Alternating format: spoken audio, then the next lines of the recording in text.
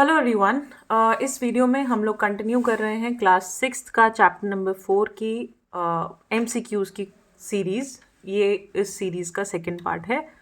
हमने 17 questions already किए थे। अब हम आगे बढ़ते हैं अपने अगले क्वेश्चन के साथ।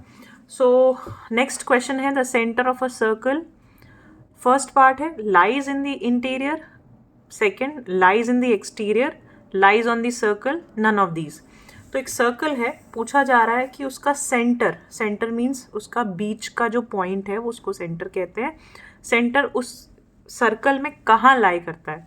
तो इंटीरियर यानी अंदर लाई करता है, एक्सटीरियर यानी कि बाहर लाई करता है, सर्कल पर लाई करता है ऑन द सर्कल, या इन सब में से कहीं भी नहीं। तो देखो ये सर्कल ये रहा, ऑब्वियसली जो सेंटर है वो अंदर लाई कर रहा है, तो ऑप्शन ए जो है इसका करेक्ट आंसर है। ठीक है, आगे बढ़ते हैं। Any line segment can be form by joining 2 points, 3 points, 4 points, more than 3 points. So कोई भी लाइन सेगमेंट बन जाएगी बाय जॉइनिंग 2 पॉइंट्स। ये लाइन सेगमेंट की डेफिनेशन होती है, 2 पॉइंट को ज्वाइन करने वाली लाइन लाइन सेगमेंट होती है। ठीक है, 3 से भी बन जाएगी, 4 से भी बन जाएगी, अगर वो एक लाइन में आ रहे हो तो बन तो किसी से भी जाएगी, बट एक्चुअल में 2 पॉइंट से कम से नहीं बन सकती। ठीक है, तो 2 पॉइंट आपको मिनिमम चाहिए होंगे लाइन सेगमेंट को फॉर्म करने के लिए। आगे बढ़ते हैं। Angle which is equal to 90 degree is classified as, बहुत ईजी है, 90 डिग्री मीन्स राइट एंगल, तो first option is your correct option. Next, a triangle has, एक ट्राइंगल के पास क्या है इनमें से? एक वर्टेक्स है? बिल्कुल नहीं, एक नहीं होती ट्राइंगल के पास, ट्राइंगल ये शेप है। 2 vertices, 3 vertices, none of these. तो 3 वर्टिसेस होती हैं, मीन्स वर्टिसेस मीन्स जहाँ पे जो साइड्स हैं वो मिलती हैं, तो 3 है, 1, 2 एंड 3। ठीक है, तो option C is your correct answer. Next देखो, क्वेश्चन कह रहा है अ रे हैज, एक रे, मैंने आपको लास्ट वीडियो में भी बताया था रे, लाइन सेगमेंट और लाइन के बीच में क्या डिफरेंस होता है। रे का मतलब एक एंड पॉइंट है और एक नेवर एंडिंग पॉइंट है, जिसको हम कितना भी एक्सटेंड कर सकते हैं, इसको हम रे कहते हैं। ठीक है, सो रे के पास एक एंड पॉइंट होता है, 2 एंड पॉइंट होते हैं, 3 एंड पॉइंट होते हैं, या कोई भी नहीं, तो ऑब्वियसली 1 एंड पॉइंट होता है। Next, out of the following one angle which is obtuse is, इन सब में से आपको कोई एक एंगल बताना है जो ऑब्ट्यूज है। ऑब्ट्यूज का मतलब क्या होता है? सबसे पहले आपको टाइप्स ऑफ एंगल पता होने चाहिए। नहीं पता तो वीडियोस प्लीज़ जाके देखो, बेसिक वीडियोस सब बनी हुई हैं, पूरी प्लेलिस्ट है, उसमें जो टॉपिक जो कॉन्सेप्ट नहीं समझ में आ रहा है, जिसकी रिवीजन चाहिए वही चलाओ। बहुत छोटी छोटी वीडियोस में मैंने सब समझाया है, तो वहाँ पे अपने कॉन्सेप्ट्स क्लियर करो। यहाँ पे हम क्वेश्चंस डिस्कस कर रहे हैं।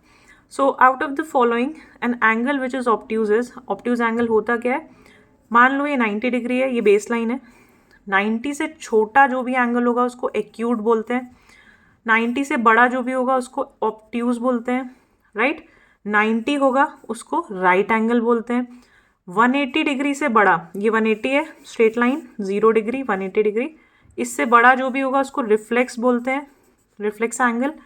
और करेक्ट 360 डिग्री होगा उसको कंप्लीट एंगल बोलते हैं। ठीक है, सो अब इसका हम आंसर देते हैं। Out of the following one angle which is obtuse is, इनमें से कौन सा एंगल ऑब्ट्यूज है? मीन्स 90 और 180 के बीच में लाई करता है, ऑब्ट्यूज मीन्स ये एरिया में।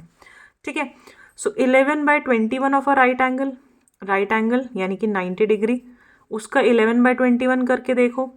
8/20 of a complete rotation, 8/20 complete rotation 360 होती है। ठीक है, तो इसको करके देखो, आप कैंसिल करोगे, ये 4 इंटू 36 करोगे, यू विल गेट 6, 4, 24, 12, 13, 14, 144। देखो इसके बीच में आ रहा है, समवेयर यहीं कहीं होगा 144 डिग्रीज।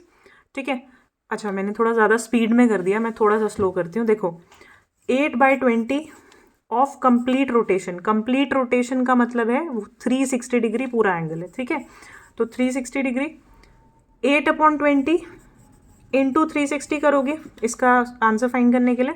0 से 0 कैंसिल, 2 से ये 8 कैंसिल करो, 4 पे जाएगा, 4 इंटू 36 करो, 144 डिग्रीज आएगा।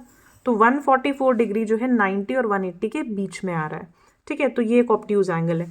तो ऐसे ही ये मुझे मिल गया, तो मेरा ऑप्शन यहीं मतलब मेरा क्वेश्चन यहीं ख़त्म हो गया। नहीं तो आप इनको भी सॉल्व करके देख सकते हो, आपके आंसर्स कहीं और आते, सिर्फ बी ऑप्शन में ऐसा होगा जो आपका आंसर ऑब्ट्यूज एंगल के जितना आएगा। ठीक है, आगे बढ़ते हैं। नेक्स्ट क्वेश्चन है, two lines meeting at a point are called.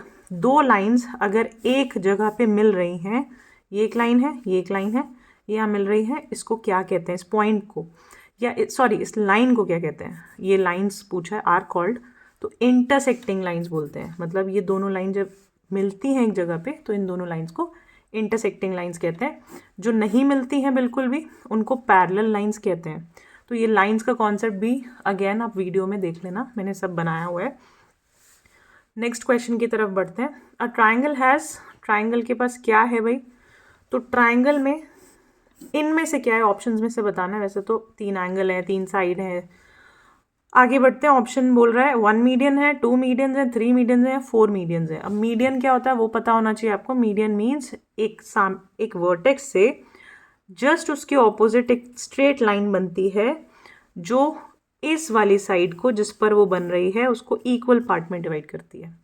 ठीक है, तो एक तो ये हो गई मीडियन, दूसरी इस वर्टेक्स से भी जाएगी इधर, ये मीडियन हो गई, तीसरी इससे भी जाएगी इधर, ये मीडियन हो गई। तो एक ट्राइंगल में 3 मीडियंस पॉसिबल हैं। सी पार्ट इसका सही आंसर है।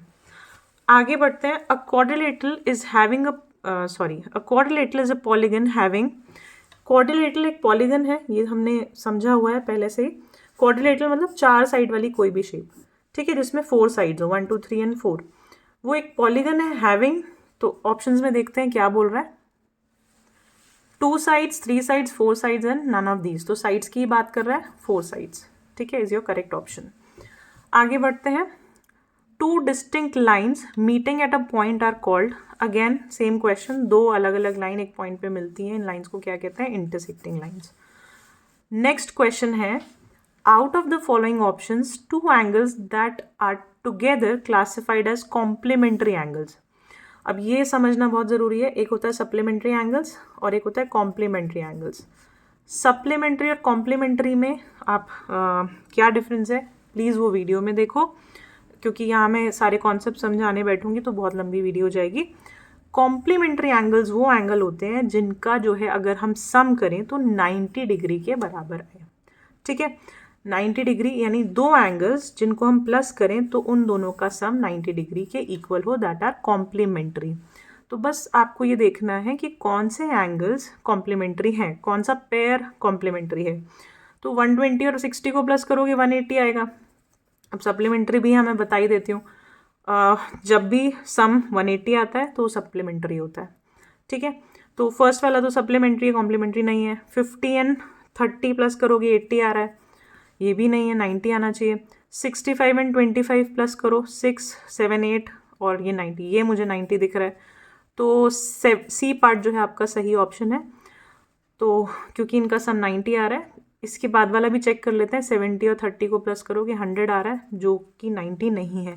करेक्ट 90 ही आना चाहिए कॉम्प्लीमेंट्री पेयर होने के लिए, करेक्ट 180 आना चाहिए सप्लीमेंट्री होने के लिए। नेक्स्ट है, a triangle has 1 side, 2 side, 3 side, 4 sides. Very easy question, 3 sides.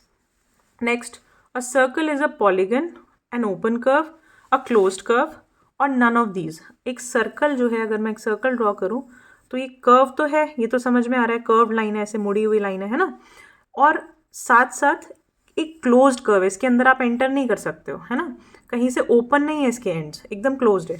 तो C part is your correct option, a closed curve. आज के लिए इतना ही।